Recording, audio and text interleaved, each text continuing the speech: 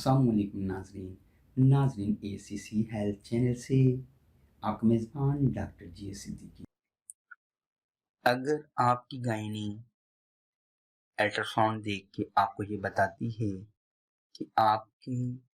बच्चे की पोजीशन उल्टी है, तिरछी है या टेढ़ी है, तो इससे घबराने की कोई ज़रूरत नहीं है और आपको यहाँ डराया जाएगा कि बच्चा उल्टा है, तिरछा है, इसमें नॉर्मल डिलीवरी नहीं हो सकेगी, तो आपको परेशान होने की ज़रूरत नहीं है। ये बच्चा आपकी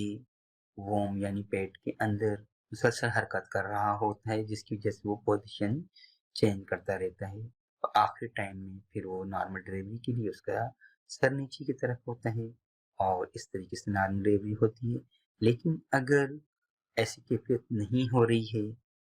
और वो बच्चा अपनी सही पोजीशन पे नहीं आ रहा है, तो आपने फिर पल्साटिला 200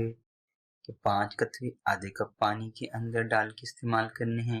1-2 खुराक लेने से आपको हल्की सी उबकाई सी मतली सी आएगी और बच्चा आपकी सही पोजीशन पे आ जाएगा, यानी उसका सर नीचे हो जाएगा और पाँव ऊपर हो जाएंगे।